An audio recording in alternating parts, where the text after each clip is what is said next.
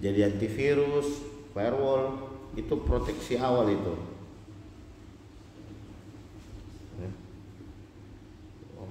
Jadi tidak bisa diabaikan itu, karena justru yang ada di awal itu paling penting itu.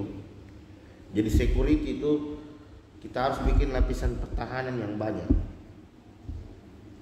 berlapis-lapis. Kenapa? Karena tujuannya dengan membuat sistem pertahanan yang berlapis-lapis, diharapkan pertahanan yang berlapis-lapis ini bisa menyulitkan hacker untuk masuk ke sistem. Makanya saya katakan tadi harus ada antivirusnya, harus ada firewallnya, harus ada XDR-nya, EDR-nya. Nah, jadi dengan semakin banyaknya lapisan ini akan melakukan deteksi dari berbagai arah. Jadi kalau antivirus itu deteksi dari sisi hostnya, firewall deteksi dari sisi networknya, dan lain-lain sebagainya ya. Jadi kelas yang istilahnya kalau dalam perang itu ya preventif, itu perlindungan awal, bentengnya ya, benteng pertahanannya dia. Yang sampai baru kena virus sedikit udah langsung tumbang. Jadi perlu dipertimbangkan itu. Nah, kemudian yang berikutnya itu detektif ya. Jadi kalau detektif di sini artinya dia monitoring, deteksi, karena nggak bisa terlalu berharap banyak di preventif, karena bagaimanapun yang namanya preventif itu pasti ada upaya bisa di bypass sama aktor, misalkan bisa di bypass sama malware, bisa di bypass antivirus. Nah jadi kadang kalau ini sudah di bypass artinya sudah selesai, game over itu barang. Makanya harus ada sistem monitoringnya. Jadi sistem monitoring ini untuk mendeteksi kalau ternyata firewall kita ini udah ditembus ini barang ini. Nah, kalau tidak ada sistem monitoringnya, bagaimana caranya ditahu itu kalau si hackernya ini udah masuk di sistem? Betul tidak? Betul. Cuma banyak terjadi perusahaan-perusahaan, organisasi dia hanya menggantungkan security itu di preventif saja, di perlindungan saja, tidak ada sistem monitoringnya. Jadi seolah-olah security itu beli produk, kita beli antivirus, beli firewall, udah selesai nih, aman itu barang, aman nih 100% itu, karena bakal kena retas itu, karena bakalan dijebol di sistem itu. Nah, itu paradigma yang salah itu barang itu, paradigma yang salah itu. Bahkan kita beli antivirus sekalipun itu masih ada kemungkinan, seperti yang saya contohkan tadi awal. Database kan itu punya signature ya, namanya antivirus kan itu punya signature. Jadi signature itu bisa kita sebut database. Database-nya kita 1000 pola serangan yang bisa deteksi ini barang ya. 1000 pola serangan yang bisa deteksi. Ternyata yang serang ke sistemnya kita ini polanya 1001. Tidak ada di dalam database. Artinya apa? Jebol juga ini barang ini. Makanya kadang database itu harus selalu diperbarui. Sekarang database signature-nya kita 1000. Diupdate lagi jadi 2000, diupdate lagi jadi 2000. Jadi memang harus seperti itu. Karena pola serangan berkembang, pola serangan selalu ada saja hal-hal yang baru di situ. Jadi semakin berkembang teknologi, semakin berkembang juga pola serangan yang terjadi di luar sana. Jadi jangan kita berasumsi bahwa selesai ini barang ini, saya beli antivirus ya selesai, enggak begitu. Dan justru banyak yang terjadi ini dia tidak urus barangnya gitu, dan tidak urus sistemnya, dibiarkan saja. Pokoknya mindsetnya itu yang penting jalan sudah, nggak usah kotak-atik itu barang. Padahal tidak begitu. Mindsetnya tidak begitu. Jadi selama dia berjalan, ada proses security di situ untuk mengamankan aset-aset yang kita miliki. Jadi komputer ini harus kita anggap dia sebagai aset ya. Perangkat-perangkat yang bekerja untuk bisnis ini kita harus anggap sebagai aset. Dan yang namanya aset itu harus dilindungi, karena dia mendatangkan uang. Betul tidak? Bagaimana mendatangkan uang, asetnya tidak bekerja, tidak aman. Nah, itu harus dipertimbangkan itu.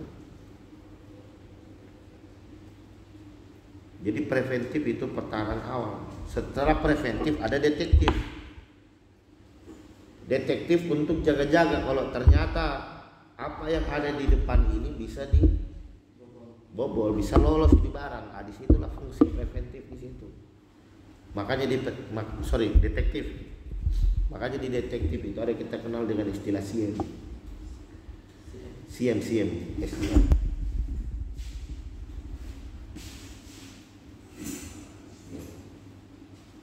Jadi SIEM ini artinya System Information and Event Management.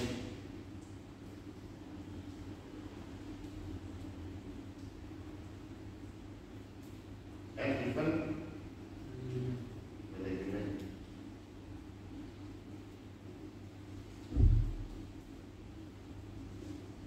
Jadi SIEM ini kerjanya untuk monitoring saja.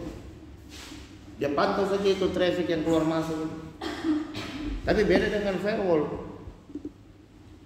Firewall sama SIEM beda. Kalau firewall dia blok network yang keluar masuk. Nah, kalau SIEM itu deteksi adanya aktivitas-aktivitas yang mencurigakan yang terjadi di dalam sistem. Oh, ini kita lagi diserang ini. Nah, kita bisa lihat dari SIEM. Oh, ini. Nah, jadi kalau firewall itu kan artinya dia pasif ya. Kita kasih. Pokoknya kita konfigurasi firewall pokoknya seperti ini ya. Kau nanti akan ngeblok traffic yang modelnya seperti ini. Kau akan ngeblok traffic yang nanti modelnya seperti ini. Nah, itu firewall. Tapi kalau SIEM itu harus ada usernya, harus ada orangnya yang pantau. Harus ada yang pantau. Jadi kita bisa lihat traffic keluar masuk itu. Tapi itu bisa diautomasikan juga. Apalagi sekarang udah ada AI, ada machine learning. Jadi untuk monitoring awalnya ya mungkin bisa dilakukan oleh manusia. Tapi ketika data setnya udah banyak, kita sudah training, dia udah punya knowledge, itu bisa by system. Jadi kadang ada kondisi hacker berhasil masuk kan dia nanti nebeng ke sistem itu sebagai proses. Makanya kadang di detektif itu terjadi kejar-kejaran di situ, terjadi kucing-kucingan antara hacker atau malware dengan security engineer, kejar-kejaran dia di situ karena sebagai seorang security engineer kan tugasnya kita mencari tahu ini di mana ini barang ini masuk ke sistemnya. Karena pertahanan awal kita udah di bypass ini barang, berarti kan masuk dia. Nah, ketika dia masuk kita pikirkan bagaimana caranya deteksi ini di mana dia nongkrong di dalam sistemnya kita ini di mana, proses apa yang dia pakai. Nah, kadang kalau dia udah berhasil exploit ke sistemnya kita, dia punya akses, nanti dia masuknya sebagai service. Entah dia masuk sebagai service atau entah dia masuk sebagai user. Tapi yang jelas tugasnya kita di sini ya cari dia itu di mana ini barang ini. Jadi dia nebeng nanti di dalam proses, entah itu di proses yang sebagai proses service atau mungkin sebagai proses aplikasi.